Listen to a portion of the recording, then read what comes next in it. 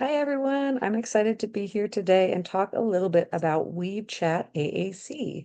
My name is Jo Risto. I am an SLP with lots of years of experience in the AAC field and just always looking for new and different apps. And WeaveChat is a new one on the market. So I wanted to take a little time to talk about pros and cons that I've seen so far. So this visual is a little bit busy, but it kind of gives you an overview of what WeaveChat looks like. And if you've used AAC before, it probably looks pretty familiar. We can make sentences left to right using single words. The words are generally color coded according to type or what kind of grammatical function they have. And then I wanted to point out a couple of other things.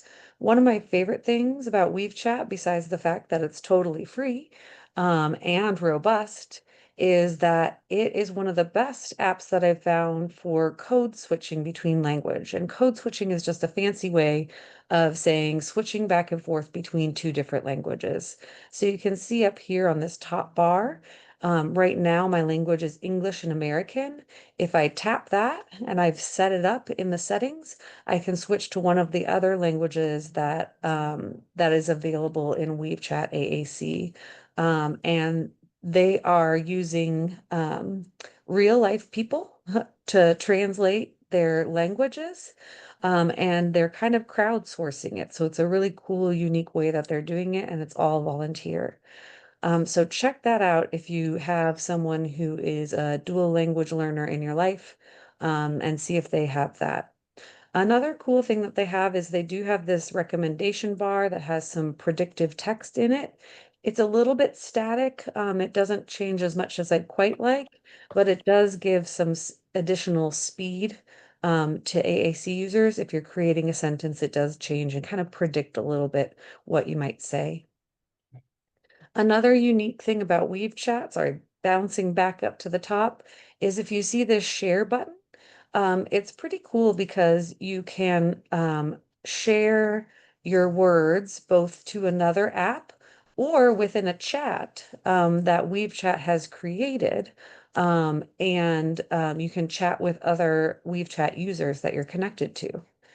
And then the other one that I wanted to point out tonight is they have a drawing opportunity. So there's a whiteboard that you can go to, and then you can use it to draw. So if you have someone who's still having trouble finding a word or it's not in the device, sometimes just doing a quick drawing or even handwriting something out, a couple of letters, can be a really unique and really effective way to communicate. These are some other notable features. Some of them I already talked about up here.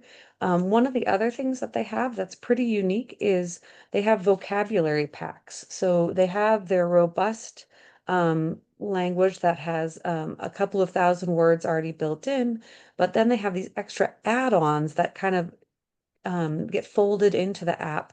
And they have all sorts of different topics, everything from sexuality for adults to different picture books for kids. And so that's pretty unique for them too. They also did just introduce a couple of paid features, one of which is remote editing. So if you want to remote edit for many different people, then you have to pay kind of a nominal sum, and it is a subscription fee, so it's per month or per year. You can, if you have WeaveChat on your device, you can edit for your own device for free on their editing software. You can also use WeaveChat through the editing software. So it functions as another way to have access vocabulary just through a web page. So in something like a Chromebook where you can't download very many AAC apps, you could go to the WeaveChat web page, WeaveChat Connect, and you could use that as a dynamic AAC on a Chromebook.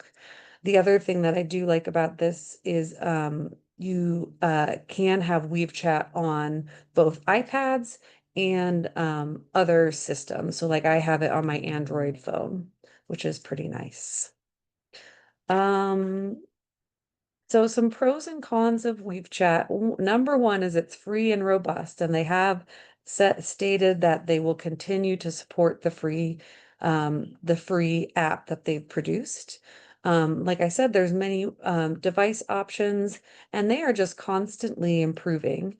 One of the things that they just released in beta that if I have a moment, I will switch over and show you is they are trying to do a tones feature. So a way that you can make um, a sentence that you build sound happy or sad or sarcastic or mad.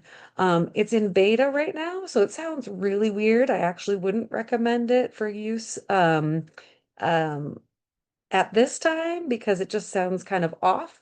But they've released several things in beta and then have upgraded them, and they've been really fantastic. They're also very, very responsive to input from users. In fact, one of our own board members submitted a full board that they had created based on touch efficiency.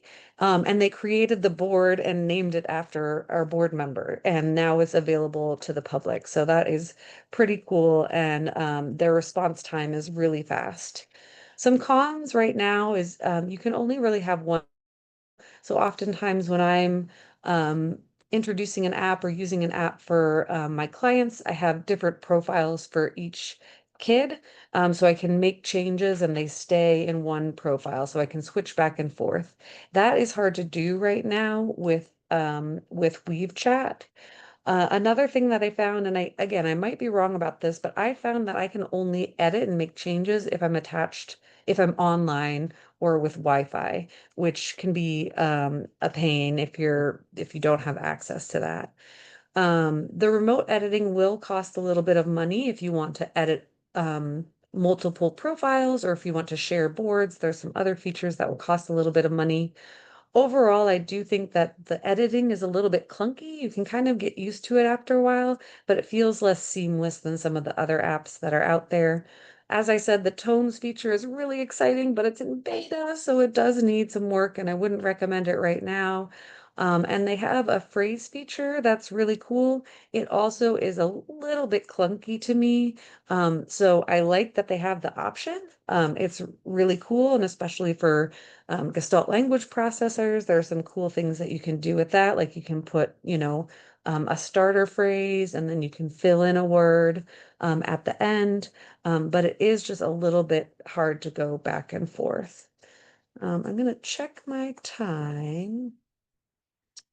Um, I think, Marcy, I will probably end there. I would definitely encourage you to check out WeaveChat, especially if you're wanting to try something for a device user and they don't have the funds or access to a trial device. I am really excited to see where they go with this in the future.